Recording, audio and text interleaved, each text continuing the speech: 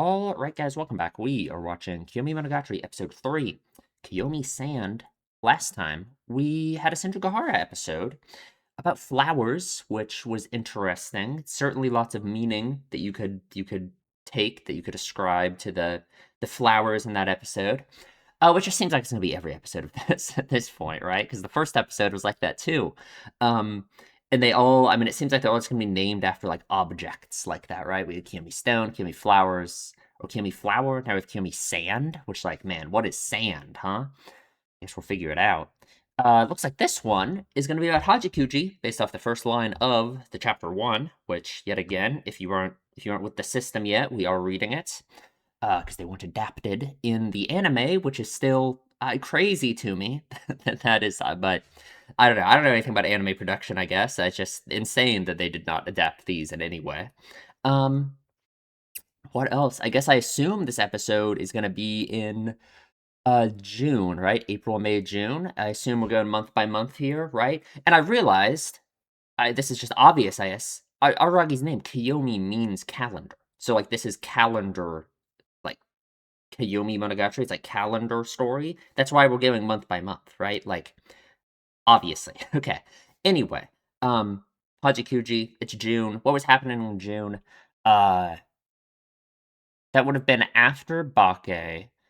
It would have been during Nisei, right? Which I guess that makes sense. Because that's when Aragi and Hajikuji were like hanging around together all the time, right? Was around like the Nisei time. That's when she would show up like every episode. It was great, man. Um, okay, I guess we get to more in Hajikuji a little bit with some more of her. And yeah, I don't know. We're reading the chapter 1. So we'll read this and then we will watch the episode. I first became aware of Mayoi Hajikuji. We first became aware of each other in a park with an unreadable name, but thereafter our encounters always took place out on the road. An unreadable name. She'd gotten lost on the way to visit her mother, which was also how she ended up in that park, so I thought she might have her own take on the subject of roads, and at some point I asked her about it. You ask her about everything. How? How do you view the roads you walk down? Which is the same as asking, how do you view your own life? Right? Just to be clear, I didn't necessarily think I was in much of a position to be asking such a question, and I was well aware as I asked it that whatever thoughts and feelings lay behind it, she chose to live behind the way she chose to live her life were inconsequential to me. If calling them inconsequential sounds inconsiderate, all it really means is that it's Hajikuji's business how she lives her life. And if that sounds like I'm giving you the business, then let me rephrase. I just think she's free to do as she pleases. Even a friend, even a selfless, peerless friend like Hanakawa, has no right to meddle in how a person lives. Though maybe in how a person dies, right? Roads, replied Hajikuji, are just some place you walk as far as I'm concerned. Uh-uh. That's just the literal meaning of a road. I don't mean that. Or I mean that too, but I was thinking about roads in a more conceptual sense. They're still just a place you walk, right? No, Mr. Aragi. It's still the same. Roads are for walking. Hajikuji didn't budge in the face of my amended question. She just continued on with an amiable grin, as always. A road, whatever road it might be, is a space that connects one place to another. Wherever it begins, wherever it ends, that never changes. You wouldn't normally call a dead end a road, would you? In other words, continued Hajikuji, you can think, what kind of road is this anyway? Or, where does this road lead to? Or, this road is unstable. It seems like it might collapse at any moment. Or, I'd like to be on a different road. But there's one thing you mustn't do. The moment you break that taboo, the road ceases to be a road. I asked Hajikuji, seasoned veteran of wandering lost, what this taboo act might be, and here's what she told me. To stop walking. Once you come to a stop, that place ceases to be a road. Well, that was amazing. That is a really good chapter 1. Okay, we will begin the episode in just a moment. Okay, let's start episode 3. So we're watching Koyomimonogatari, episode 3. Koyomi Sand, you can line your own copy up with this if you want to. We are starting in 3, 2, 1. Make sure my volume's up. Oh, this opening! God, I forgot this opening existed. Right? How long has it been since we've seen this opening? Right? Forever. Man. It's been so long, right? I guess I just, like, never... I don't know. Completely forgot about this opening. I like this one. It's good, right? Or, yeah, all the Hajikuchi, like, clones. Yeah. Her being alone. That's kind of... Yeah.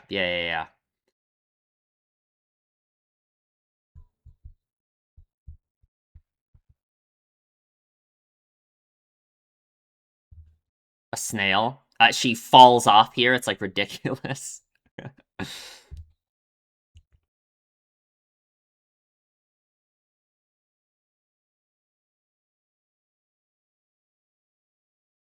God, it's so like high energy, you know? Saves herself. Or maybe it's like, it's like what she would have wanted, I suppose.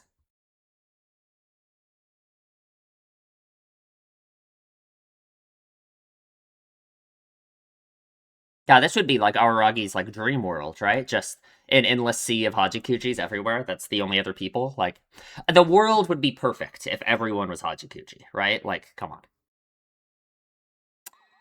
Koyomi sand. What is sand? It makes me think of like stone too, right? Like, because sand is kind of like. There she is. Oh god. Oh no. I didn't think about this. Oh, okay. No attack.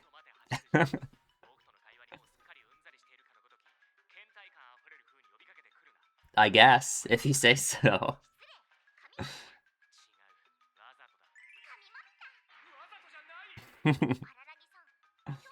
God, it's been forever since we've had Haji Kuji. Ah,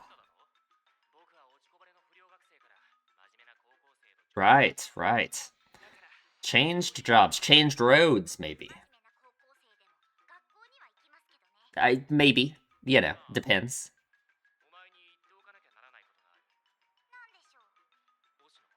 Ooh. Ah. Yeah, I wonder if this is like right after that. Indeed. Hachikuji, yeah, I was gonna say, she never met him, did she? Because it means something to him, too. That's why he wants to talk to her about it, I'm sure. That one case.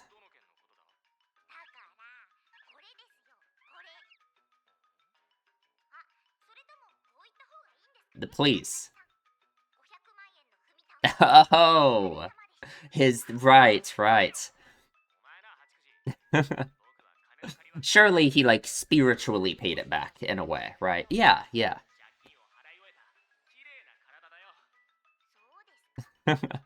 I don't think, like, literally, but sure.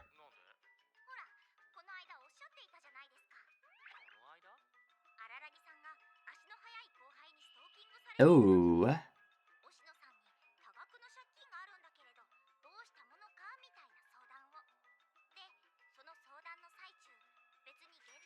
Right? You can pay with the stories. Yeah, yeah.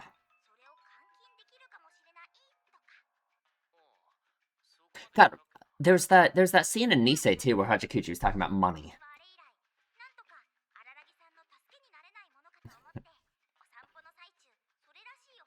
Ooh, okay. About sand, I assume. Yeah. I guess this is gonna kind of be how like all of them are in some way. What?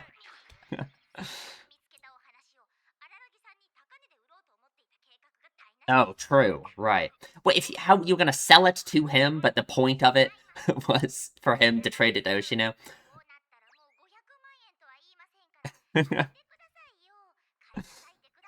She was gonna sell it to him for 5 million yen. What is that a reference to? That is not very much. Maybe that's realistic. If you were willing to buy it, come on. Can't blame her. Money. A Tale of Sands. Alright, hit me. At a, like, park, yeah. Is that a sand pit? A demon's face. Oh, no kidding. Yeah. Is that... I wonder. Someone put it like that? Is that just how it settles somehow? Oh. Yeah.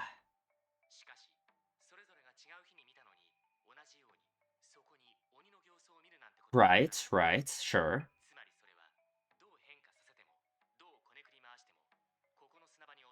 Yeah, it settles back into that shape. But, like, how? How would that happen, right? How would it not just be like, hmm,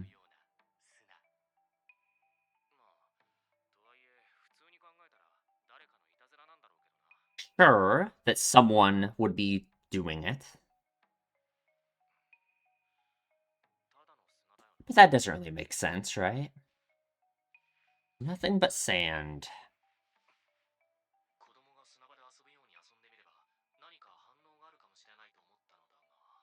But nothing, I assume.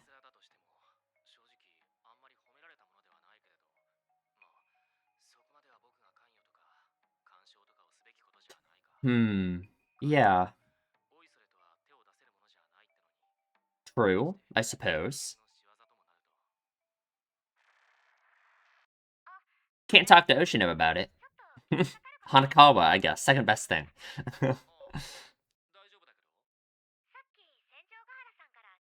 Your report? God, I forgot about this. I forgot about this. Oh, this is after the haircut.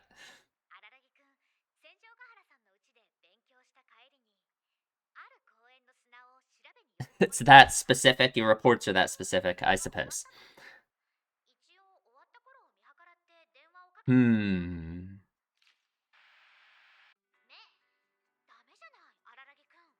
What did he do wrong? Come on. Oh, is there anything to solve? Oh, this music. Yeah, what does that even mean?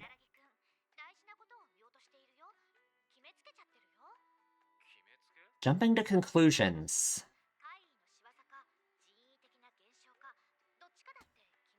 Sure. I guess it doesn't have to be either, right? The idea that the sand is just settling like that. There'd still be some kind of reason, right? Like, why would it settle like that, you know? Something about, like, the... I don't know.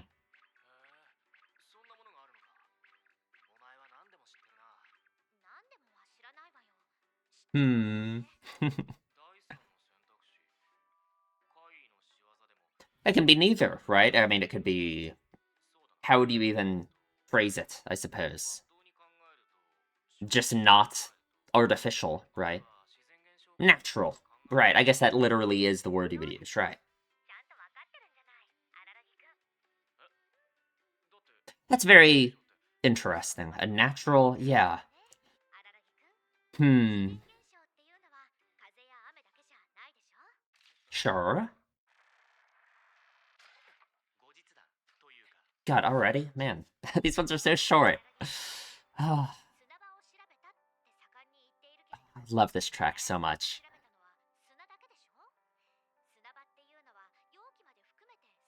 The box holding the sand. Sure, right? If it's settling that way, it has to be something with the box, probably. Interesting. Sand is heavy. Yeah. Hmm. Oh, it's just like cracked and messed up at the bottom, I guess, so it... Okay, okay. Oh god, that is a big hole. Oh no, I guess that makes sense. It kind of looked like it was like going into the middle, right? Yeah. Interesting. It's a cracked box. The thing holding the sand. Makes me think of like Aragi himself, you know? The sand being like heavy. It is indeed dangerous. Like the weight that Aragi puts on his shoulders, you know? Hmm.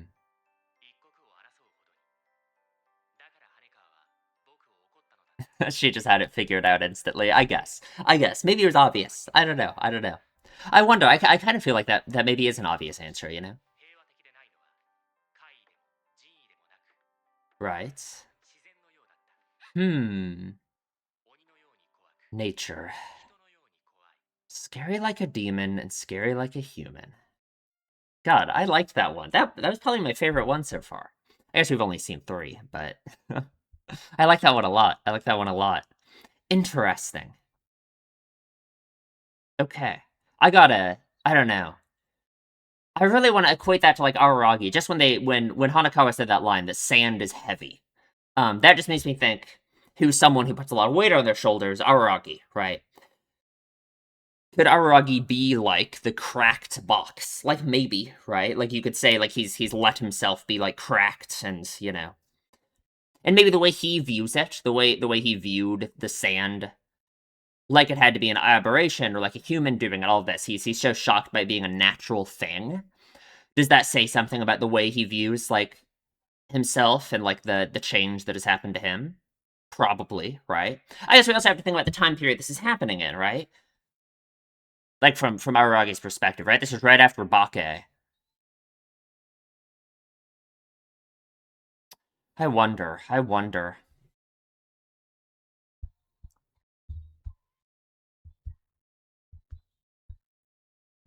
I love that, like Oninoki in there.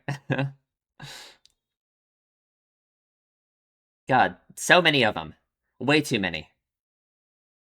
I guess that's a way I could like predict who the like secondary characters of the future episodes will be. Is all the characters of the ending there, right? I should like go back and look at them all. Okay. Anyway, we will talk about the episode in the discussion. Okay, let's talk about the episode. That was definitely my favorite one so far. I really liked that one. No surprise, because this one had Hajikuji, who's like the goat, right? Like, come on. Um, this one, I'm actually not sure exactly how much I can relate the chapter one to the rest of the episode, right? I can in a sense, right? There's the line in the chapter one where Hajikuji says, that this road is unstable. It seems like it might collapse at any moment when she's going through like all the things that you can think about the road. But yet you should never stop walking.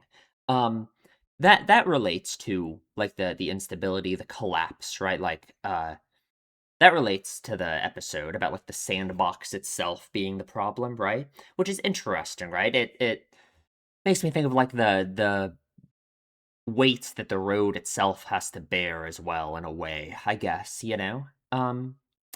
Of course, the chapter one, I really like it. I love this chapter one just of itself. What Hajikuji says, right? Her answer that you should never stop walking. Like, of course, right? You shouldn't like give up on your life, right? Like, yeah, that makes sense to me. It makes sense that Hajikuji of all characters is the one to say that to Araragi, because of course she is, right? Like she's the anti kill yourself person for Araragi. You know what I mean? Like she is really such a positive influence on him in so many ways. She's like his therapist, right? Like, of course she would be the one to have this kind of answer, like this amazing answer, frankly. That the road is the road, your life is your life. And that's your life leads you places. You can't stop walking there. That's just how it is, right? It's very interesting. It's interesting this coming off of the end of Bake too. Like it just really makes you think, like, how immediately following Bake, but before the events of Nisei, it's like, how did Araragi view everything that happened over the course of Bake, right? It's like, how did Araragi view Oshino disappearing, too? Because that's an interesting thing from this episode. Araragi bringing up Oshino's disappearance to Hajikuji. Um, like him saying, like, oh, I know you didn't really know him, all of this, I just thought you should know. I mean, it's clear in my mind that it's like, it's something that's really affected him, right? That's why he's telling Hajikuji, he's talking to her about it, right? Um, I don't know, it just makes you think, like what does that really mean to Araragi for Oshino to have left, right? What does it really mean for Araragi for like I don't know, all of the events of Bake, immediately this being on the tail end of it, right? After it all happened. Like how did he view all of that, right? Like if the events of this episode say anything about it, I suppose, then in some way he views himself as a cracked, crumbling box of sand, right? Like he views himself as having like cracked and falling apart, right? Which would make sense to me. His whole thing about humanity, which like certainly if some point along the story, which he certainly does, he changes his mentality about all of that. I don't think he really has by this point, right? I think by this point, again, the something I love, the fact that you can imagine the reason why it's called Bakemonogatari, right? Monster story, is because Aragi like forms all of these connections with people. He, makes all these friends. All this stuff happens, right? And that's what he views as becoming a monster, losing your humanity, right?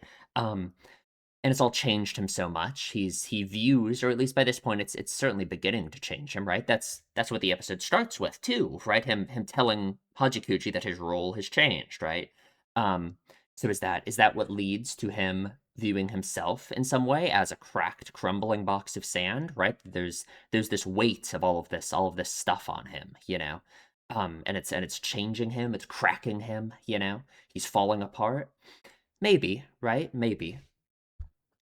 Um, but yeah, I don't know. Reading this chapter one again, I'm just skimming over it again. I love this chapter one in and of itself. It's hard for me to see how I could connect it otherwise to um the rest of the episode. I don't know. It paints like Aragi's like mindset, like his mind space really well going into this, right? Like it showed the fact that he wants to ask Hajikuji this, the fact he wants to ask all of his friends this kind of question, this idea of roads, and he does away with the metaphor even very very literally. He just says, it like actually means how do you view your own life, right? That he's pondering things like that he's thinking about things like that. I don't know. It may, he's certainly in that kind of mindset right now that he's thinking about what he's even doing with his life, right? Which probably makes sense, right? Just how radically his life has changed in the past like month, right? Like because Bake and Tenise is the point of change for Aragi, but he was changed the most, right? And probably up until like the August following that, right? Everything that happens, immediately following Nisei. It's like those 3 months, right? Or 4 months maybe, like May, June, July, August. Like that is where Aragi changed the most, right?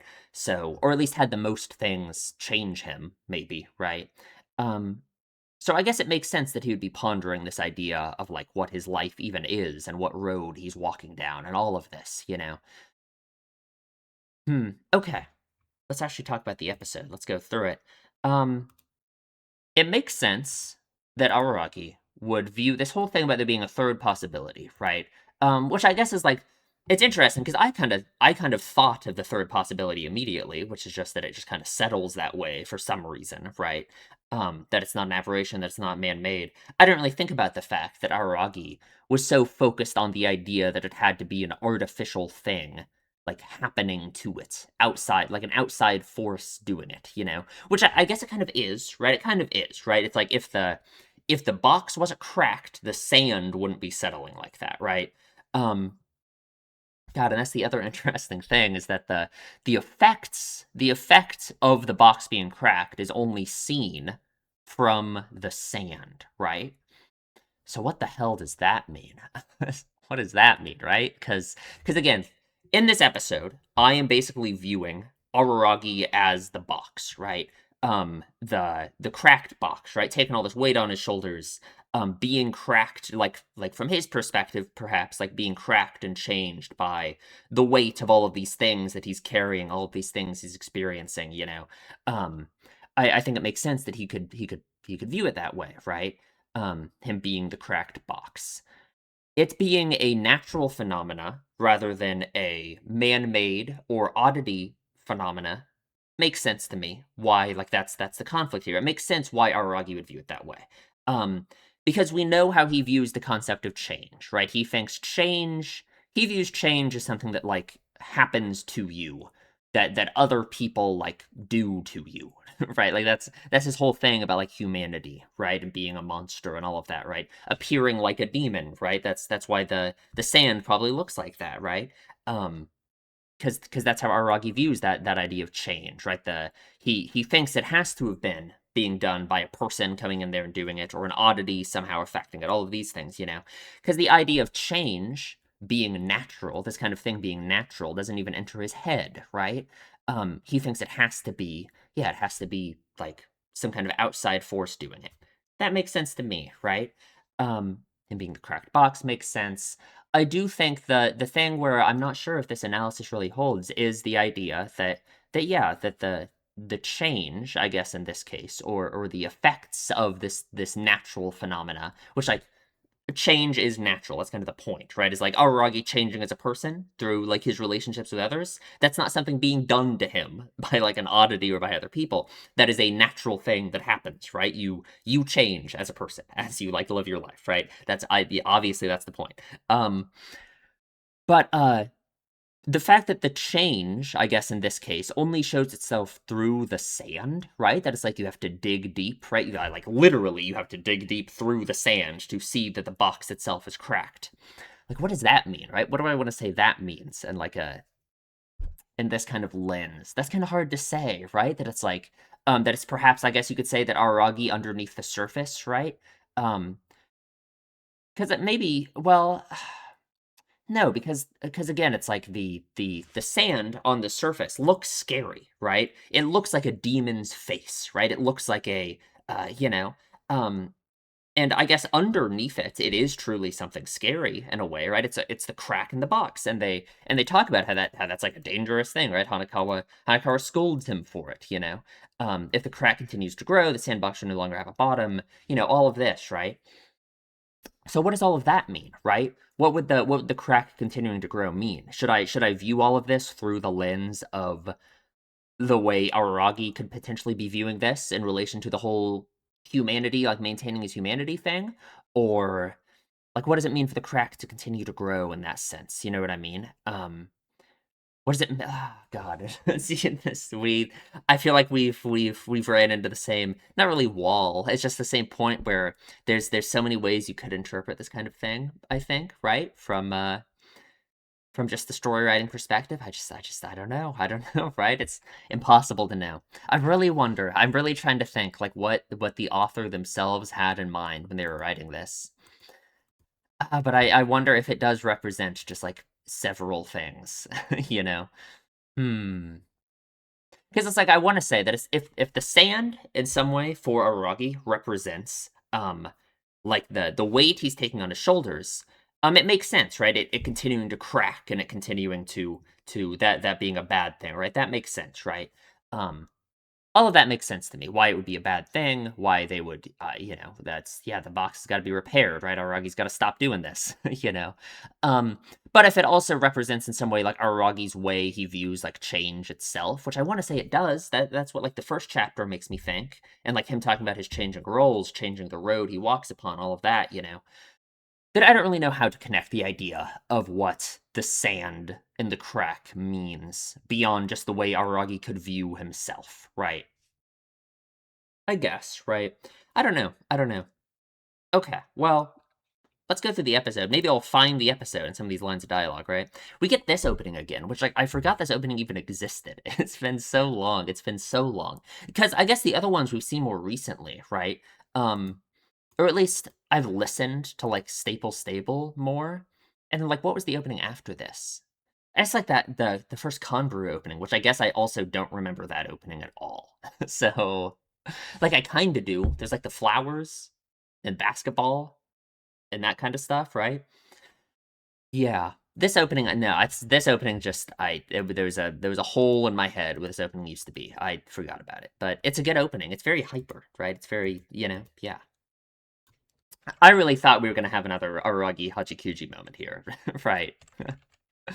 This is interesting. Please dismount and walk your bike across the bridge. Because they talked about bikes before. Did I even talk about that in the last episode? Like Aragi's bike? Because there was some interesting lines about Aragi's bike in the last episode, right? That it being able to move from the sidewalk to the road like so freely.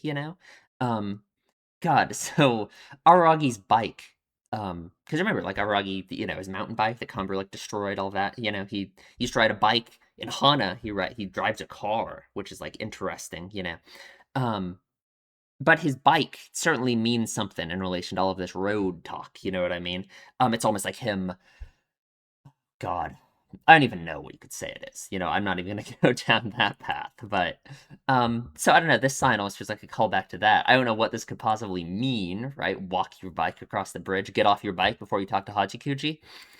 What does that mean? Is his bike in some way an assertion of like some old part of himself? Because it's interesting that that his bike gets destroyed by Kombaru, and later on in like Hana, right, he's driving a car, right? And we talked about that, right? About the bike versus the car, because Kanburu and Haji and Araragi like argue about it, right? How she felt so bad for destroying his bike, and now he doesn't even drive one anymore, you know. I don't know. I don't know. Maybe. And maybe that would make sense, him having to not be on his bike to talk to Hajikuji, but like we're really getting in the weeds. I don't know. I don't know. Anyway, we see Hajikuji again. Oh god, it's so great. I hope there's more flashbacks where we get to see her. I really do. I really do. Man. God. It makes me so sad. Aki Aki-san means weary weary, I guess, if you say so. Don't greet me in a weary manner, as though you're already sick of talking to me. My name is Araragi. Kamimashita, absolutely. Hmm. He's on his way to school. I've changed jobs from a delinquent slacker to a serious high school student. And again, it's like this reminds me of all the stuff that like Ogi was talking about like the role that you're supposed to play, right? It certainly says something about the way Araragi views um his life and like his place in it, right? Like changing, like most people wouldn't say this kind of thing, right? That he's changed jobs. Like obviously he's kind of saying it, like he's saying it like in jest in a way, right? Like he's talking to Hajikuchi. Everything he says is kind of like that. But like, you know what I mean? I think it's meaningful with like the whole talk of roads and like the role that he's meant to play and all of this, you know. It's certainly related to just him changing, you know. I love his hair, his little hair flip here. He's so cool.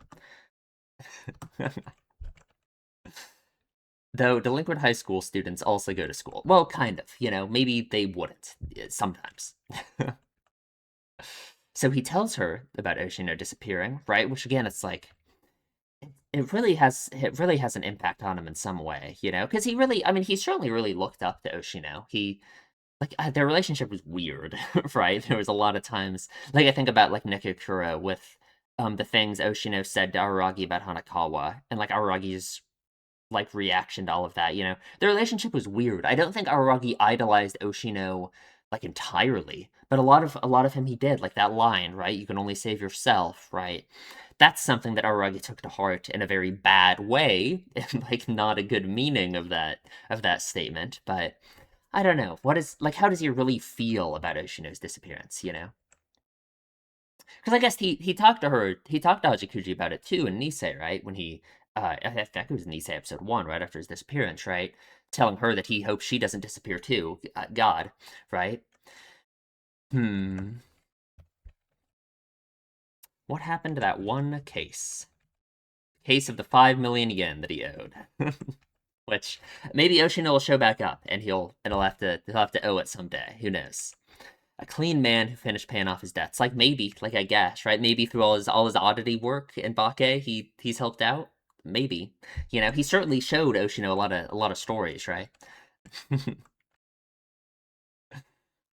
Consulted me asking what you should do about the huge debt you owed Oshino. And during that consultation, you mentioned you didn't have to pay cash, but if there were some uncommon apparition stories, you might be able to cash them. But that's also another interesting thing is Aragi's view of debt and his like transactional view of relationships in this way. That's another thing that's kind of like related to all of the weight that he takes on his shoulders, right? Like the sand in the box, like viewing it in that way, him like cracking because of that weight, like self-imposed weight, right? That he imagines that he has this debt that he has to pay back, and obviously Oshino like got Oshino like literally giving Araragi a debt that he has to pay back. It's always been so interesting to me because it's almost like through Oshino doing that, through Oshino giving Araragi a literal debt that he has to pay back, it's almost like it makes Aragi like view Oshino in such a different way because he doesn't view Oshino as someone that he has like this crazy emotional debt that he has to pay back to. Um like he does with like every other character in the story almost, right? Like if anyone else does anything for Aragi, he thinks he has to kill themselves. He has to kill himself for them forever, right? Or at least he used to, right? Um but Oshino, because Oshino gave Aragi that crazy, unfair, ridiculous debt that he has to pay back, like a literal debt, Aragi doesn't view it like that, which is so, God, it's so interesting, right? You have to wonder, like, did Oshino do that on purpose? Did he know that Aragi's like that somehow, right? I don't know. I don't know. Ever since then, my unworthy self has been wondering if I could help you. I looked for a story of that nature while I was strolling around. I guess she was walking around in a random park and saw the sandbox. She was gonna sell it to him for 5 million yen. So she was gonna sell the story to Aragi for 5 million yen, just so that the debt would transfer from Oshino to her. I guess. But now it's only 50 yen, so big. The Tale of Sand. So here we are at the sandbox. It's like a demon's face. So it's something that Aragi himself sees as like a demon. He sees it as demonic, right? Um, very interesting. A blood-curdling drawing. The sand itself was like an apparition. Hajikuji was strolling around, looking for strange or mysterious phenomena to sell me. So she might see something strange on the surface of a normally trivial sandbox. But yet, yeah, but on different days would the same demon's face appear in the same way. In other words, how much you change it, however much you push it around, the sand in the sandbox would revert to the shape of a demon. Ah, that's like another interesting factor to this, right? The reverting to the shape of a demon, right? It being like just no matter how much you mess with it, it reverts back to this demonic shape. God, that's an interesting thing because that feels like in some way you can relate that to like Aragi's thing about humanity and about like being changed by others, right? Because like it's so interesting because like from Aragi's perspective, he thinks that he like gets changed by the people around him, right? He wants to avoid being changed by the people around him, right? Or at least he did, right? Um, so the sandbox is interesting because you people can walk up to the sand and like mess with it and fuck it up and put it in build a sandcastle or whatever. And over time, because of the cracks, the sinkhole at the bottom, it will slowly sink back into this shape, right? Which is interesting, right? That's very interesting because it's almost like, oh God, now what I'm thinking about is like it's almost like Aragi's attempt to hold on to his humanity and the cracks and the weights that puts on him, right? Like the sandbox tries to revert back. It tries to be unchanged by the people who change it, right? The people who mess with the sand and change it and all of this, right? Um and yet it reverts back, right? Like from Aragi's point of view, the sandbox maintains its humanity by remaining unchanged despite people messing with it, right? So you could say that the crack at the bottom of the box is almost like Aragi has been attempting to in some way maintain his humanity, right? Resist being changed by those around him, right? He doesn't want to let himself be changed by others, right? Um and that is like a harmful process, right? That is like a harmful thing to be doing, right? To try and gravely, vainly hold on to his so precious humanity, this unchanged version of himself, right? And that's like the crack. That's like the crack at the bottom of the box. That's the effort that he has to maintain to try and remain unchanged in some way, right? Not only that, I mean it's an impossible effort, right? He has been changed already, whether he likes it or not, right? No, I like that. That makes more sense to me than any other explanation for what I've come up with, right? The cracks, the straining, the growing like effort that the sandbox has to maintain, that is like Aragi's efforts to maintain this idea of himself, right? His not only like literally remain unchanged, but like maintain the image of who he views as himself, right? Despite people changing him, right? Despite having these relationships with other people. Okay, that's an explanation that I think I'm like completely happy with, right? I think that makes sense to me entirely, right? It being viewed as like the sand, the surface of the sand appearing demonic and like contorted in this way, right? Like all of that. I think that makes sense. I think that makes sense to me. Okay, I'm happy with that. I'm happy with that. A recurring horror, right? Sand, seemingly with a will of its own.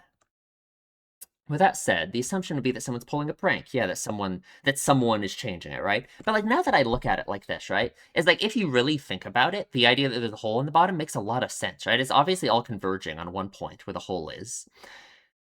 And it's also like, it just makes sense, right? I feel like it's actually obvious. I didn't think of it, so maybe it's not obvious, but maybe it's actually obvious, right? Maybe if you saw this in real life, you'd be like, oh, there's gotta be a hole at the bottom, right? And the fact that Aragi doesn't see it like that, maybe that makes sense, right? Maybe so, maybe so. Just in terms of, like, speaking about, like, his mentality about this kind of thing, right? You know what I mean? Yeah, yeah. Even if it's a prank, it's not something to be encouraged, but that's not something I should get involved with or intervene with. Yeah, and he wants to not interact with it. He wants to not change it.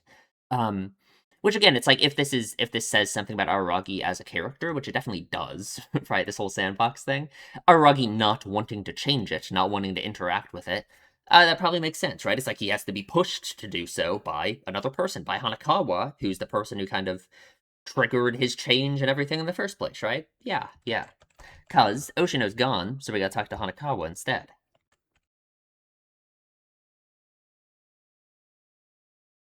I got my routine report from Senjo Gahara-san a few moments ago. I forgot about all of this. The weird, like, relationship that Hanakawa and Senjo Gahara had during, like, Nisei, right? God, that was fucking weird. Like, what was that all about? God. This is post Hanakawa haircut. God, she looks creepy in this shot, man. You're planning to investigate sand in a certain park. I intended to call you when you were done investigating, but he's not. He didn't figure it out. Hanakawa figured it out instantly. He's overlooking something important. You're jumping to conclusions. He does love to do that. You jump to the conclusion that the case at the sandbox is either the actions of an apparition or a man-made phenomena. But there's a third option, right? Natural, right? Of course, change is natural, right? Yeah. But I like as I'm saying that, it's like I don't know if my analysis makes sense, right? Because I'm saying that the sandbox, the sand being changed, is the change. I'm also saying that the sand changing back to the way it is Aragi trying to not be changed, right? So ignore the fact that these competing analyses of what the sandbox represents are completely incompatible. They both say that the sand represents opposite things, but ignore that. I don't know. Pick the one that you like more, I guess, right? That's what I'm gonna do. Well, when you think logically, using the process of elimination, the only thing I can think of is a natural phenomena. Of course, naturally, naturally. But a natural phenomena, something like that can't possibly happen, right? His disbelief about it makes sense, yeah, yeah. Wind and rain are the only natural phenomena out there. Gravity, right? Gravity. Weight. The weight on his shoulders, perhaps. But you only check the sand. The box holding the sand is part of the sandbox too. What does it mean to only check the sand, right? Like, what is the sand, you know? Again, it's like the idea of him having to dig deep to like see it is interesting because it's almost just like Aragi himself. I guess it's like the sand is like the surface level, the way he portrays himself almost, versus like the cracks, like the way he really feels somehow like deep down. I suppose, right? That's kind of like a kind of an obvious way to think about it, but I think that kind of makes sense. Like in Nisei, that really makes sense to me too. How Aragi seems like he's always in such a good, amazing mood all the time in Nisei, right? That's kind of the era that we're in right now, right? But it's like through the arcs that happen through Karambi and Skihi Phoenix, both of them saying like such important, critical things about him as a character. Especially with like the finale of Nisei being him running off to go die to Kaganui, right? Like it really, I don't know. That's like the cracked box. That's like the fact that despite the way he may seem, I suppose, on the surface, he's cracked, right? Yeah. Can't claim that unless you investigate the box as well. Additionally, sand itself is heavy, even mundane, ordinary sand. Yeah, even just everyday life, just the mundane, normal things like relationships and just living your life, being a high school student. It's heavy, right? Yeah, it's for sure. It can crack you, absolutely. There's two obvious to even consider. There's because the bottom of the sandbox had cracked, likely deteriorating from age and what Hanakawa calls the weight of sand. Yeah, the truth was that as a result, the sand was settling in a pattern. The fact that it was in the shape of a demon was, as expected, just a coincidence, and maybe I should just view it like that too. But that doesn't make any sense. There's a reason why it's a demon's face, right? Like, for sure. Like, it says something about the way Aragi views, like change and like himself and that kind of thing, like for sure, right? Natural phenomena creating weird patterns in the sand, but if the crack continues to grow, the sandbox will no longer have a bottom, and the sand and dirt will mix, possibly causing quicksand or liquefaction. Even though that's the worst case scenario, playing in a broken box is dangerous enough.